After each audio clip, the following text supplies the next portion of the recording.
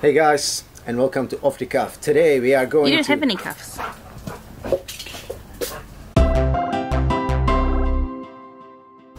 How do you know? Because I can see them. Okay, I was just trying to make a joke. Are they magical cuffs? Have you not had enough sleep today? Okay, hi guys, welcome to Off the Cuff, and today we're going to talk about big versus small games. Now, I think that this is quite a big topic as far as opinions go and all that sort of thing. I've got mine. This doesn't make it right. However, this is what I believe will make you more productive from my own experience and from also from things that I've seen people do and achieve. A lot of people, when they start game dev, everybody kind of feels this way. Want to make this giant game. They go in and they think, okay, you know, this is sort of topic one, because first, all the beginners or people that are starting out, they just want to dive in and do a huge thing. Straight up front, I think that's a really bad idea, and I don't. This is my opinion, and I really think that it's 100% the wrong thing to do. You want to go in and make something small, polished, and get it finished, and it'll teach you how to finish a game. There's a lot more to a game than just making the concept, the prototype, the graphics. You're then going to do the menus, the bug fixing, you know, all those little bits and pieces that you didn't think about, and then you might actually not enjoy. And you know, when you do them last, God, it can be painful sometimes. So anyway, all the time. I think that's the biggest thing that you find. Yeah. I don't enjoy menus, but I've sort of learned a little trick, and I've made myself a template, and it's a lot easier when you've got a couple of templates that you can use, and then you don't have to keep redoing the same thing, because that's the part of it I don't like. The fact that you have to redo the same buttons, and you know, you really do want to make yourself a few templates that you can use. Whether you're doing a escape game or an action game, you can make a couple of templates, one for each, and use those, right? So in a way, it's kind of a wasted effort if you're trying to remake it every single time, because the buttons don't need to be different per game, do they? 100%. Oh, but they can be. The thing is that as long as you've got the mechanics and everything set up correctly, all you have to do in a tool, for example, like Construct 3, it's that easy to just make a new graphic for a button and re-import it, and everything else behind the scenes will stay the same, so you can still use them. So it's a really clever thing to make yourself a template, and then if you do want to change the look of your button, that's cool. Like if you've got a horror game and you want to make them all look all rusty and scary, then you can make the buttons all different. Or you know, a happy bubbly game, you make the buttons bubbly, but behind the scenes everything should run the same, so all you should need to do is just replace the graphics. So that's point number one. I think people should learn how to finish something. You know, everybody's gone through this when they started making things, and I feel like that is a really good point. But my main point is big versus small games when it comes to deving in general. When there is a lot of people that are trying to put all their effort into this one idea they think will just take off and be the greatest thing in the world. And I feel like that is a really dangerous thing to do, especially if you're solo or if you're a small studio, stuff like that.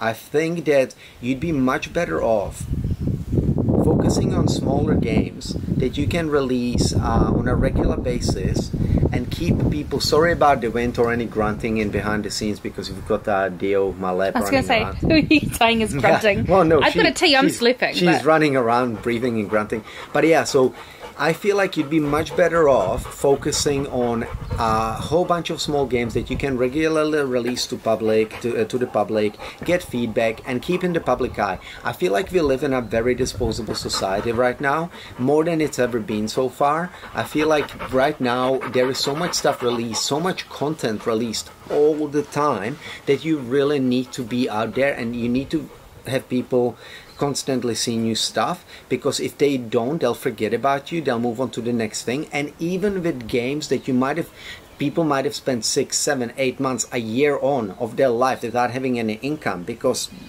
face it, you're not getting any money out of making the thing. It happens after, maybe.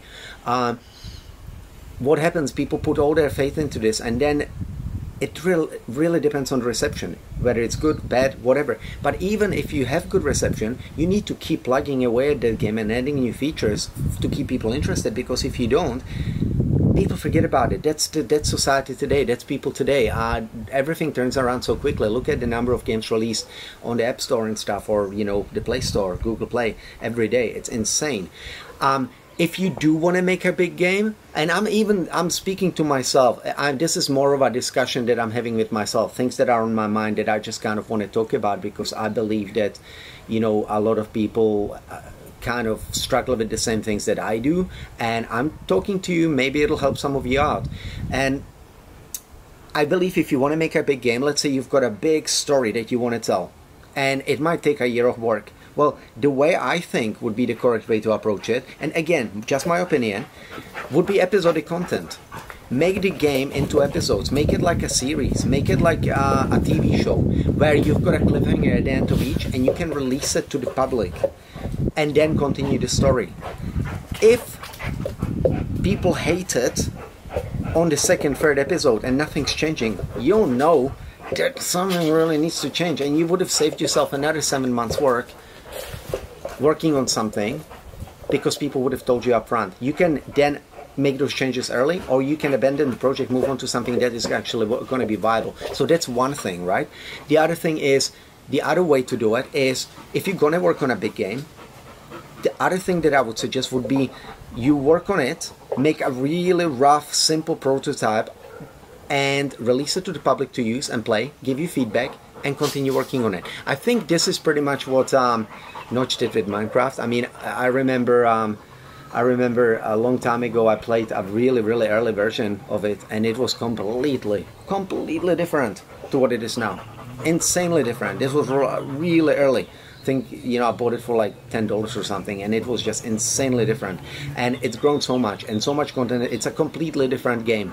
And so that's a really good way to approach things as well, because people can tell you what they want, what they don't want, etc. So there are some ideas. I know you can show them the dog and what she's doing if you want. Dio, she's got 2 toys in her mouth, a rope and another thing, and she's just swinging it around all the time, as if we haven't been for a run today. You're cute, Dio, but silly. Yeah. So anyway, there are some ideas.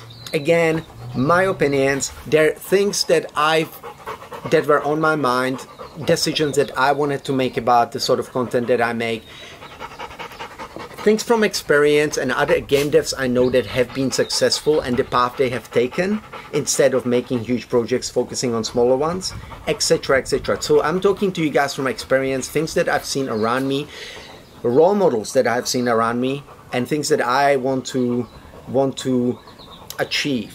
And so I feel like some of these are good points, and definitely I myself will take these and use these.